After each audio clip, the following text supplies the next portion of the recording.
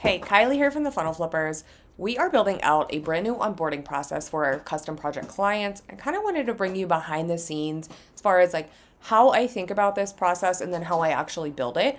So, if you don't know, we work exclusively on high level. We offer education services, VA support services, and then also complete custom builds. This is one of those that we don't have a snapshot or anything pre-built for this project, so we are starting completely from scratch and absolutely customizing it to the client's needs and wants so that it really is a jump in and go system as soon as we're done.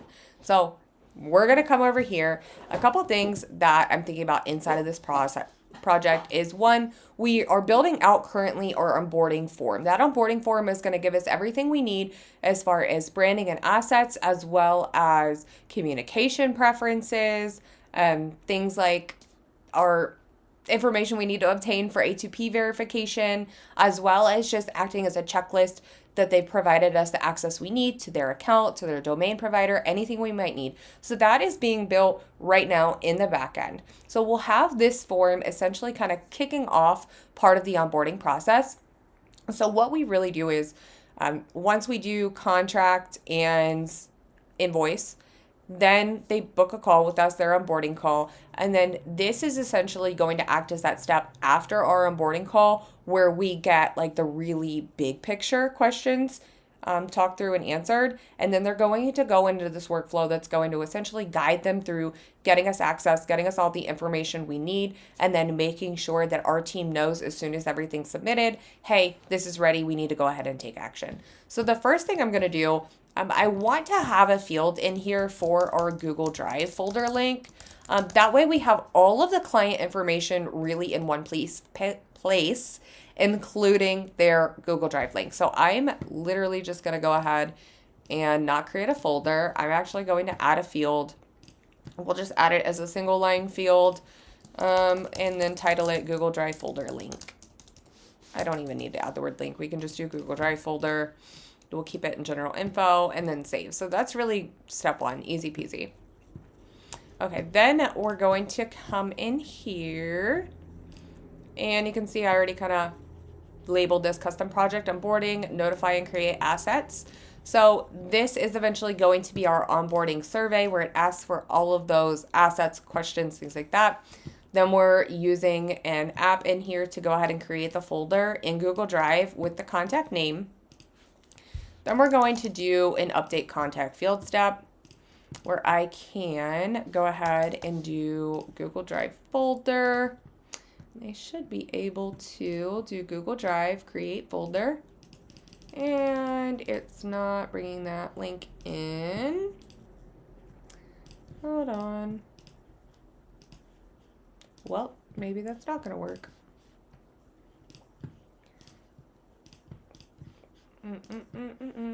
Okay, that's okay. So let's look at our Drive options again. Let's do a get folder.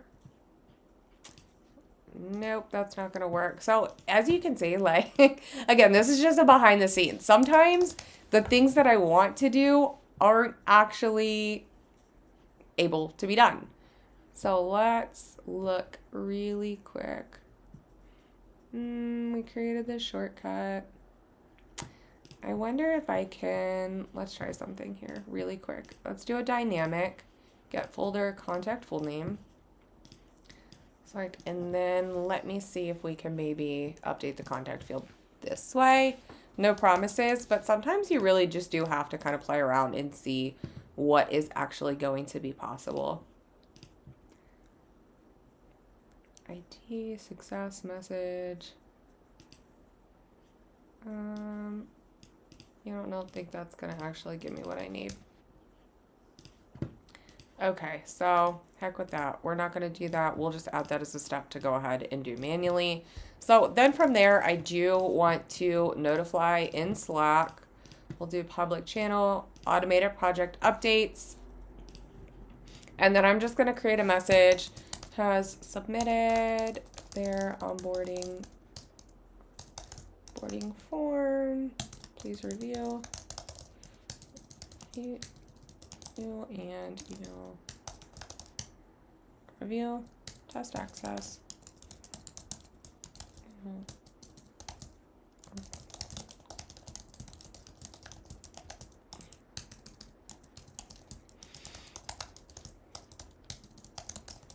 Okay. Please also paste.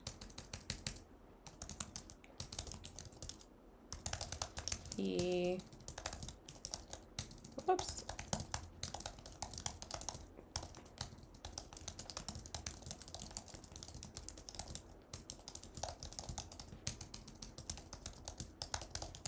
Okay, that's good enough. So we'll go ahead and send a notification to Slack. Normally I'd tell you, hey, go ahead and rename these, but for this purpose, those are pretty standard. Okay, so from there, we can go ahead and send the client just a quick message. Thanks for submitting your onboarding form. We've received it and are reviewing your submissions. If we have, okay, so just a quick confirmation. I am going to name this client confirmation really quick. Okay, then I would love to go ahead and create our Asana board automatically. So I thought we had automated. I guess we have ClickUp, but we don't have. Yeah, we have ClickUp, but we don't have Asana, which is fine. We'll try out one of these apps. Sometimes they're good, sometimes they're not. That's what you'll figure out with apps really, really quickly. Again, sometimes they're excellent, sometimes they are not. Asana for workflows.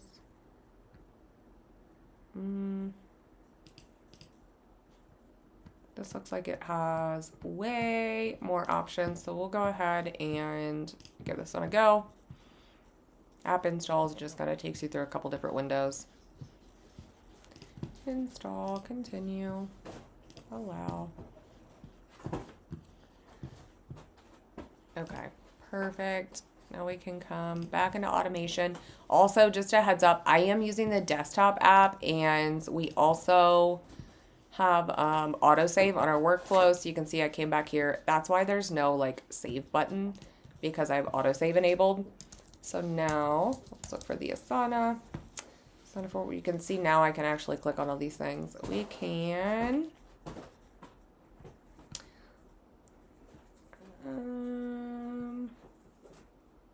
create a project section. I essentially would like to just create a project, but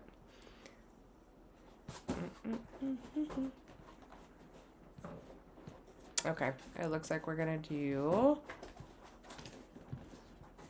oh, create project right there. Goodness gracious. So we're gonna do contact full name. We don't need to do, we start on project color. Let's do dark teal. We don't really have to add any notes. We can go ahead and I'm not gonna put anything there because we're gonna have specific start and due dates.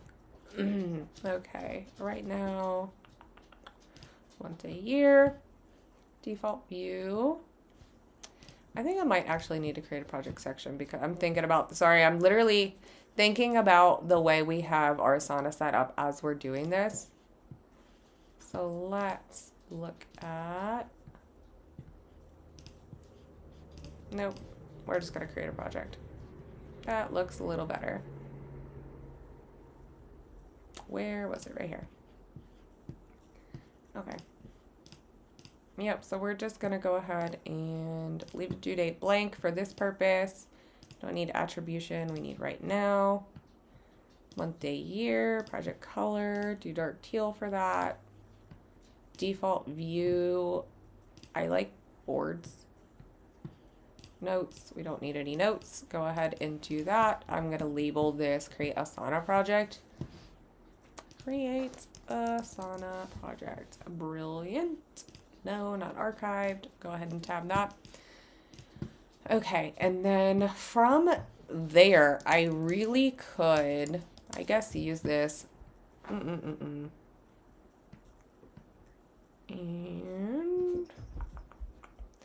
I'm assuming we should have something here to be able to add a team member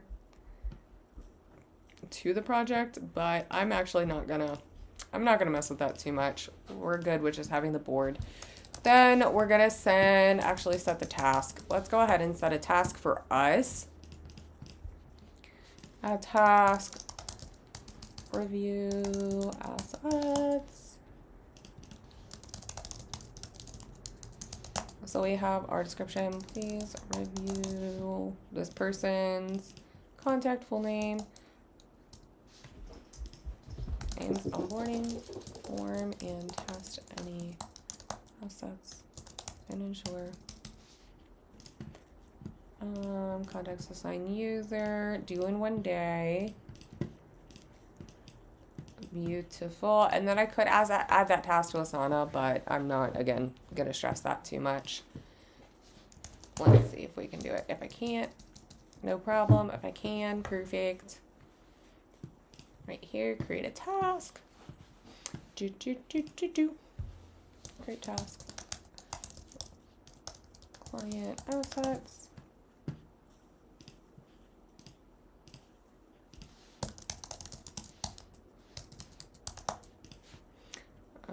This is going to be due same day. Notes, HTML notes. Nope. No. We don't need any approval status. Signing status today. Okay. We can just do a resource task. All right. I don't know how that's going to work out. I have not obviously used these tasks before, so we'll just kind of test it and see how it goes. And then essentially this is going to be an evolving process as we kind of look for different things and look at what we're doing inside of our onboarding. We'll obviously add to this, edit this, adjust this, whatever we need to.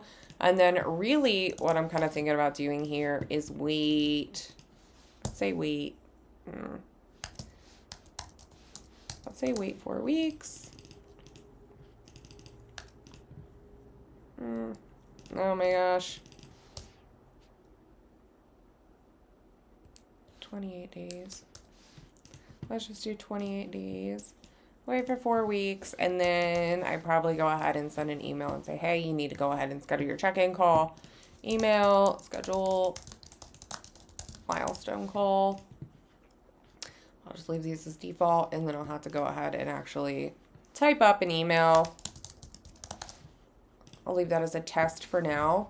But this is literally just going to kind of let us, A, we have the format here, and B, it's going to just notify us so we're not having to constantly get in here and check. We're all about efficiency. So, the more you're getting off task to go check things versus just a quick Slack message coming through saying, hey, you have all your assets, let's go ahead and test it.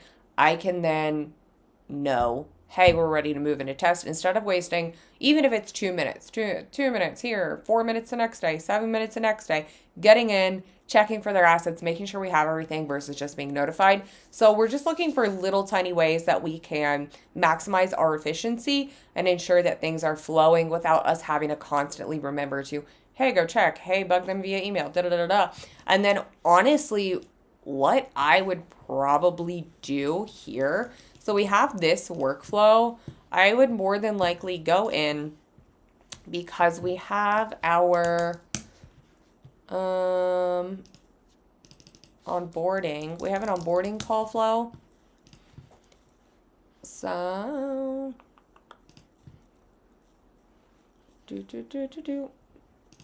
I think this was like a tester workflow. We haven't actually used it.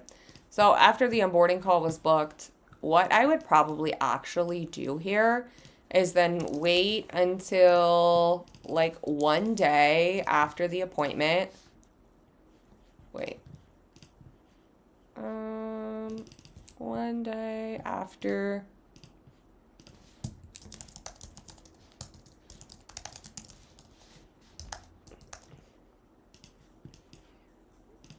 And then we could add if-else conditions to see if they're active in that other workflow, which would be brilliant. Or even just see if they submitted their form. That way we can remind them, hey, you need to go ahead and submit your form. We haven't received it yet. That way we, again, are not responsible for ensuring that they are submitting their stuff. We have an automation that's going to remind them and keep on top of that stuff. That way, again, we're not having to invest time in reminding people because the automation's doing it. So that's kind of a quick look into my brain and what we're kind of doing inside of this. I will keep you posted as this evolves and we test some things out. But if you have any questions, let us know. I will see you in the next one.